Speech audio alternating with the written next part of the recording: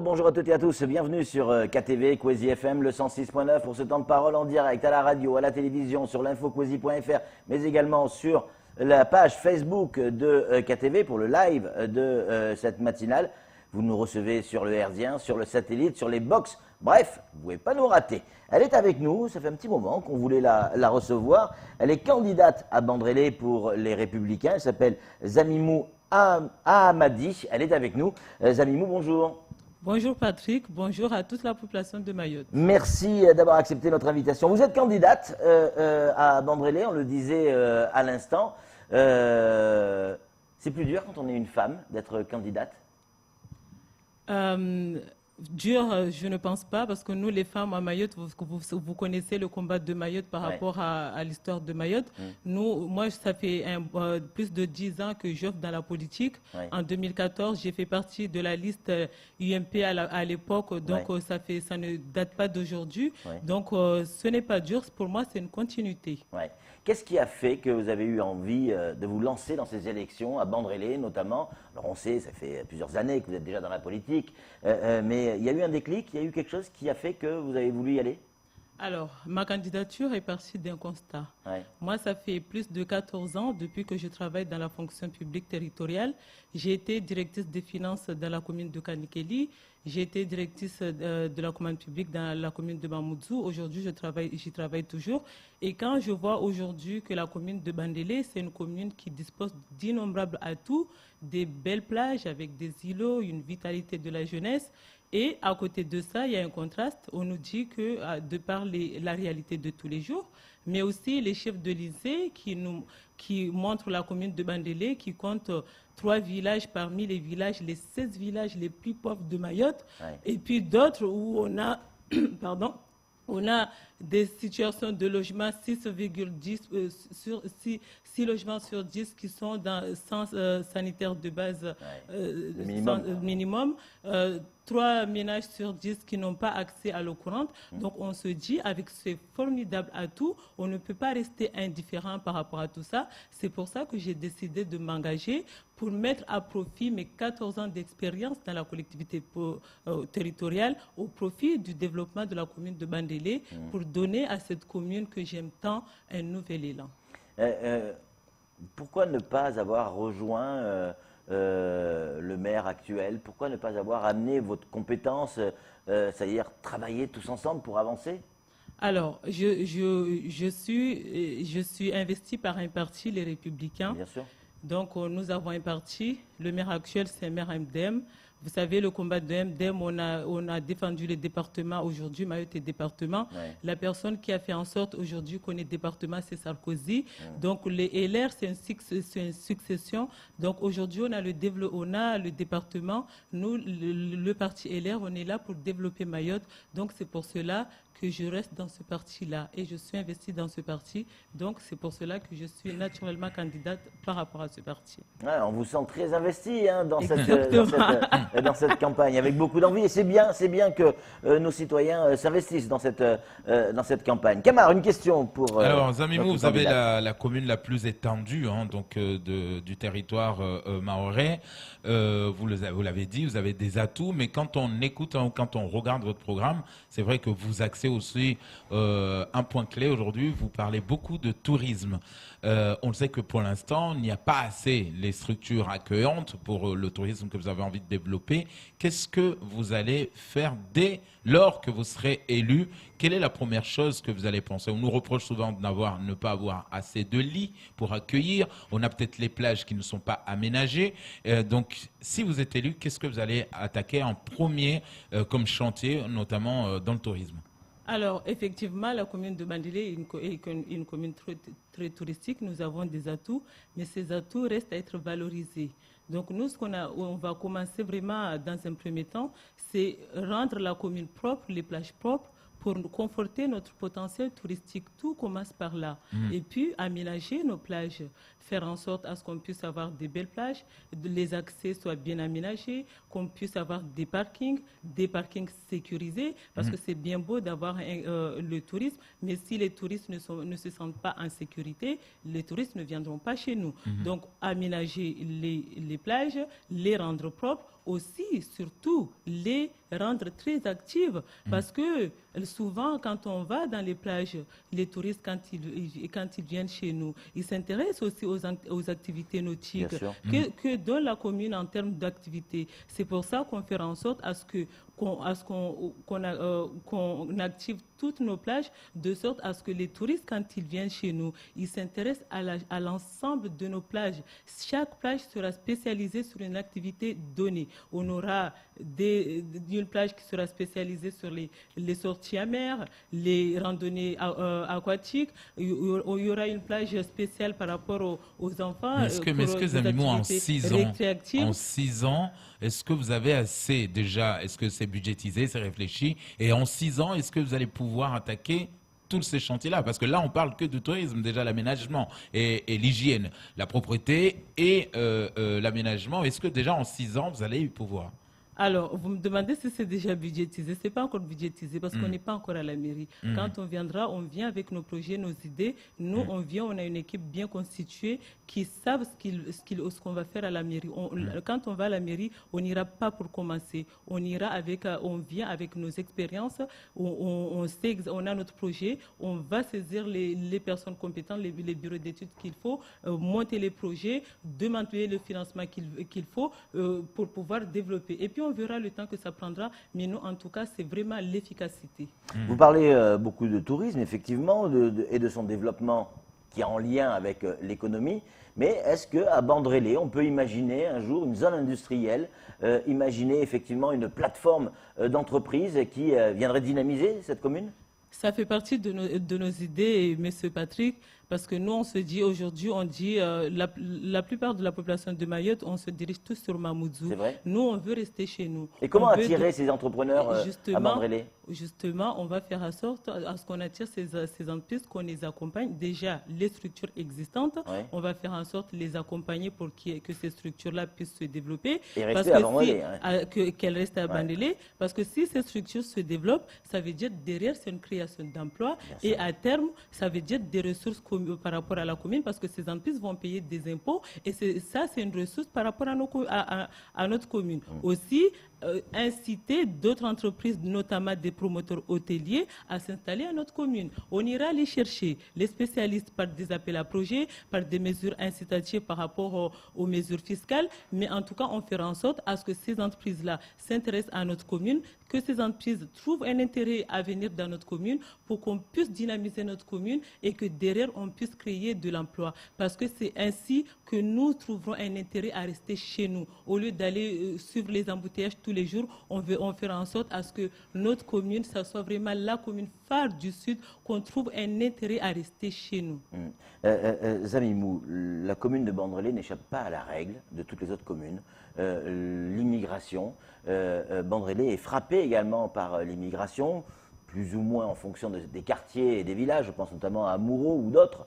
Est-ce que là, vous allez avoir un rôle à jouer en tant que maire, si vous êtes élu, on vous le souhaite, comme à tous les candidats, un rôle à jouer de lutte contre l'immigration? Alors, l'immigration, vous savez, c'est une compétence régalienne de l'État. Oui, même s'il y a quand même... vous laissez-moi finir. D'accord. Je n'ai pas fini. Excusez-moi. Donc, aujourd'hui, effectivement, ces derniers temps, on a remarqué, c'est un phénomène qui dure, mais ça s'est vraiment accentué ces derniers temps.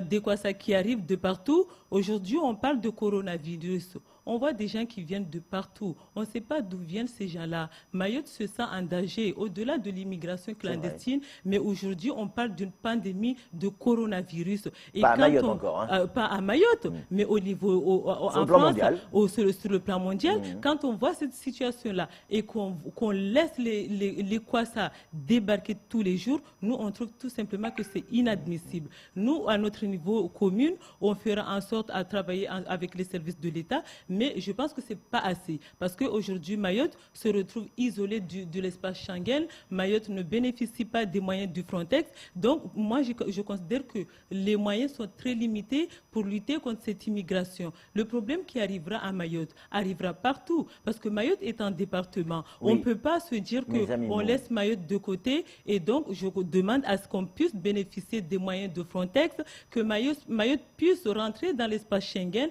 pour qu'on puisse lutter efficacement contre l'immigration clandestine. Ces gens qui rentrent sur Mayotte et notamment sur Bandrélé s'installent sur place. Et c'est là où vous avez un rôle à jouer.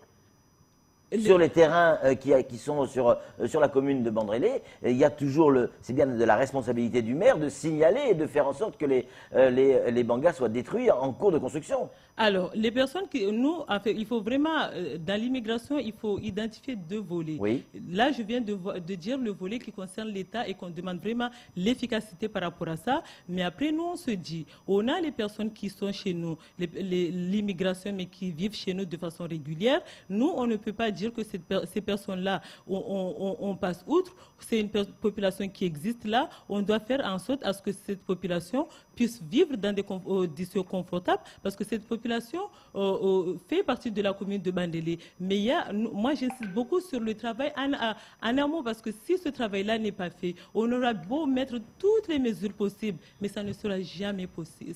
On ne trouvera jamais la solution. Zamimou, je feuillette en même temps qu'on discute, je vais le montrer parce que je m'empare, hein, votre programme. Vous évoquez effectivement un certain nombre de points, mais je ne vois rien sur le renforcement de la sécurité à Bandrélé. On a reçu des messages. Regardez bien la dernière page. La dernière page, alors. Parce que, est-ce que vous envisagez... La dernière page. La première. Non, la dernière page. Ah ben la dernière page, il n'y a rien. Voilà, ah oui, dernière. Ah oui, d'accord. C'était la zone de truc de couverture. Voilà, donc, ça fait partie de votre programme. Renforcer la police municipale. Ça veut dire quoi, la renforcer? Ça veut dire l'armée, démultiplier le nombre d'agents? Alors, aujourd'hui, dans la commune de Bandélé, une commune aussi étendue, 37 km², on a 4 policiers. Donc, nous, on estime que ce n'est pas assez pour pouvoir sécuriser toute la commune. Aussi, il y a aussi nos écoles, les abords de l'école où les enfants, quand ils quittent l'école ou le matin quand ils vont à l'école, il faut aussi les sécuriser. Donc, nous, déjà, dans un premier temps, ce que nous allons faire, c'est déjà renforcer la police municipale en moyens humains, en termes d'effectifs. Aussi, leur donner les moyens matériels pour que ces polices puissent travailler vraiment dans des bonnes conditions. Où est-ce que vous allez trouver les fonds? Parce que ça coûte de l'argent, tout ça. Il va falloir chercher les recettes. Vous savez, Patrick Milan, à chaque fois quand on pose les questions, où est-ce que vous allez trouver les fonds? Aujourd'hui, Mayotte est un département français. Oui. Mayotte bénéficie de toutes les ressources que bénéficient d'autres départements français. Oui. Donc, si on a les projets, on saura comment faire. Après, aujourd'hui, on a nos ressources. Nous, on va jouer beaucoup. On a les fonds européens, on a le contrat de convergence 1,6 million. Et puis, par rapport à la sécurité, on a le FIPD, on a le fonds d'intervention pour la prévention de la délinquance. Les fonds sont énormes, mais pour nous, c'est vraiment une question de volonté, faire en sorte à ce qu'on puisse mettre la sécurité chez nous. On va pas léser sur les moyens, on va faire en sorte à ce qu'on puisse avoir un cadre de vie agréable dans notre commune. Zamimou, difficile d'imaginer le développement d'une commune sans l'interco. Aujourd'hui, les communes doivent s'intégrer au niveau de l'interco, travailler ensemble. Ça fait partie de votre projet également ? Effectivement, les communes du Sud, à travers la communauté des communes du Sud, nous devons mutualiser nos moyens pour pouvoir développer le Sud de façon efficace. Oui, ça fait partie de nos moyens parce que je viens de parler du développement économique et ça, c'est une compétence de l'Interco. C'est pour cela qu'on travaillera en collaboration avec la communauté des communes du Sud pour qu'on puisse développer notre commune. C'est vraiment, c'est pas que... Travailler avec Chirungi, c'est pas un problème ? Travailler avec toutes les communes parce qu'on doit développer la je fais allusion notamment à ces différences politiques, forcément, qui ont toujours généré des problèmes au sein de l'Interco. Ce qui nous importe ici aujourd'hui, c'est l'intérêt de Maoré. Aujourd'hui, on est là, on fait politique, mais une fois qu'on est élu, on doit défendre l'intérêt de cette île. Donc, c'est ça ce qui nous importe. Donc, pour vous, ça ne pose aucun problème d'aller travailler avec Roukia Ladji? Moi, ça ne me pose aucun problème de travailler avec un maire qui œuvre pour le développement de cette île. C'est très clair. Kamarboura, une question à vous poser, Zamimou. Alors, on va revenir un peu sur le chômage par rapport à la jeunesse de Bandrélé. Aujourd'hui, qu'est-ce que vous allez engager également dans votre programme pour donner espoir un peu à cette jeunesse aujourd'hui qui se retrouve sans emploi, sans formation? On le sait que vous l'avez dit justement tout à l'heure que la plupart des jeunes ou des gens convergent vers Mamoudzou et vous voulez aujourd'hui les faire rester, les faire vivre dans leur commune. Mais il n'y a pas assez de formation dans la commune, il n'y a pas assez d'emplois. Et la plupart des jeunes que nous avons questionnés du côté de Bandrélé nous disent, des fois on a des petits contrats politiques du côté de la mairie, voilà, des contrats de 3 mois, de 6 mois. Vous, qu'est-ce que vous allez engager pour donner de l'espoir à ces jeunes? Alors, effectivement, le chômage est un problème très important. Aujourd'hui, on a 83% de chômage dans notre commune. Donc, nous avons plusieurs mesures.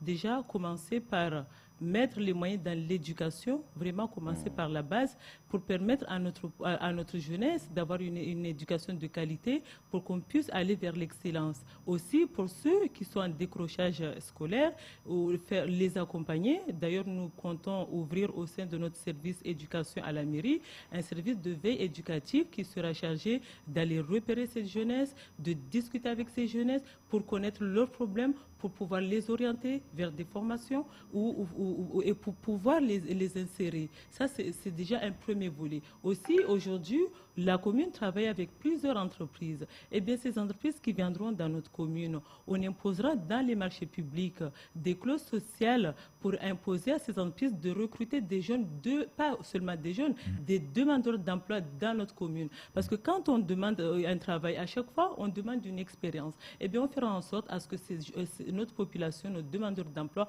puissent avoir leur première expérience à travers ces entreprises qui viendront travailler chez nous. Et puis, c'est pas tout. On a dit qu'on va développer, on va aider les entreprises existantes à se développer. On va faire en sorte aussi d'amener d'autres entreprises dans notre commune. Donc, ces entreprises-là, on va les aider à s'installer, on va les aider financièrement, mais la contrepartie sera que ces entreprises embauchent des jeunes, des demandeurs d'emploi de notre commune. Parce que nous, ce qu'on veut, c'est vraiment rendre attractive notre commune économiquement, que notre population puisse vivre pleinement dans de bonnes conditions dans sa commune. Alors, Zamimou, vous êtes une commune répertoriée parmi les communes les plus fragiles, notamment au phénomène naturel.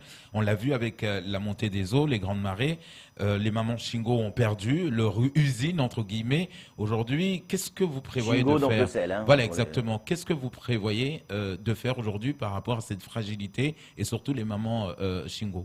Alors, vous avez vraiment dit un problème important par rapport à Bandélé. Vous savez, le sel fait partie de notre patrimoine dans notre commune.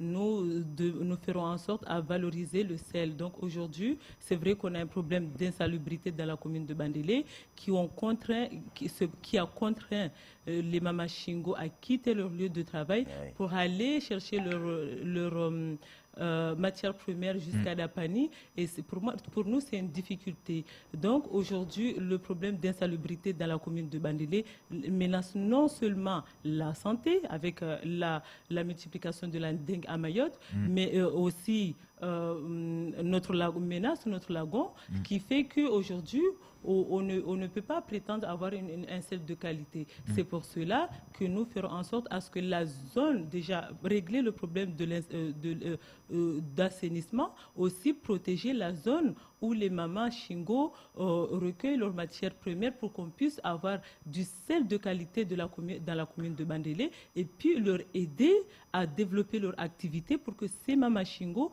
puissent vivre de leur activité. Nous souhaitons labelliser le sel de Bandélé pour que dans tous les magasins de Mayotte, voire au niveau même régional et extérieur, qu'on puisse avoir du Shingo, made in Bandélé. C'est ça notre ambition. Pour conclure, parce qu'on est déjà un petit peu en retard, Zamimou, on a parlé du programme, mais sur le plan politique, on le sait, ça va se jouer au second tour, minimum, cette histoire, voire au troisième tour. Est-ce que dans votre stratégie, vous envisagez déjà des alliances? Il va falloir travailler très vite sur le second tour. Nous comptons sur la population de la commune de Bandélé pour nous donner leur confiance dès le premier tour. Vous y croyez sincèrement? On y croit sincèrement. Bon, les Amimou, je ne vais plus vous appeler Amimou maintenant, je vais vous appeler Amimour. Vous avez été adorables sur ce plateau. Merci mille fois d'être venu et d'avoir répondu à nos questions. On rappelle, Amimou Amadi pour les Républicains, candidate pour la commune de Bandrélé. C'est tout pour ce temps de parole. Tout de suite, la suite de nos programmes.